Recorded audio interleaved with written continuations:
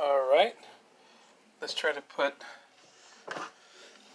this in here, or to pre-drill the hole.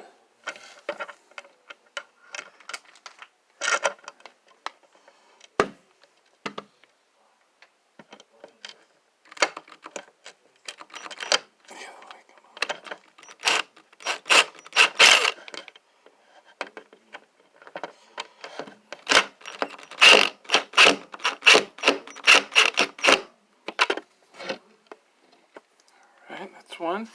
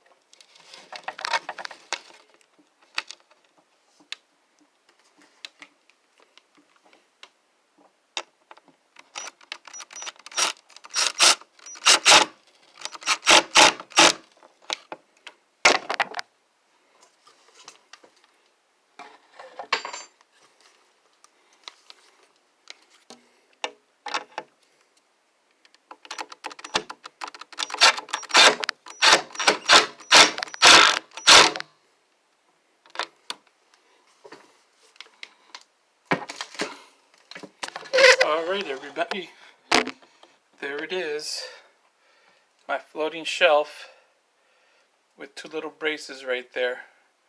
So that's one, and then I'll put two.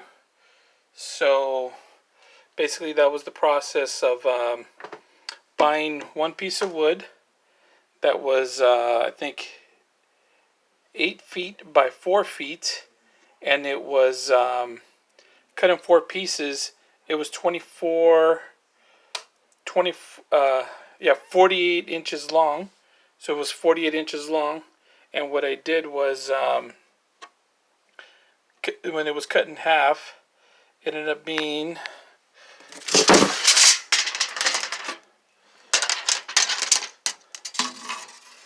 yeah, 24 inches.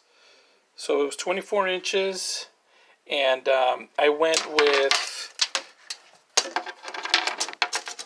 10 inches. So I just cut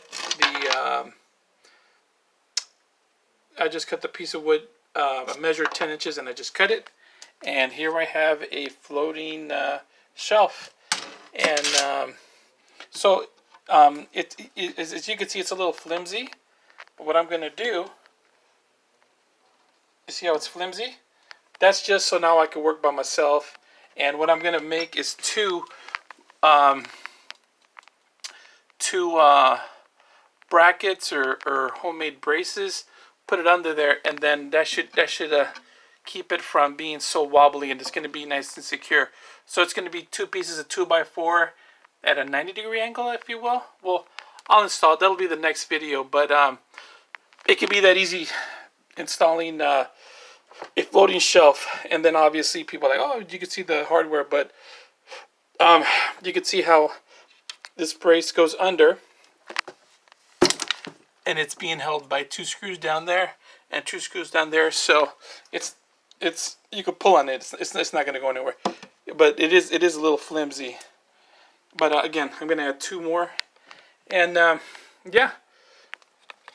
So if you like the content, hit that thumbs up video.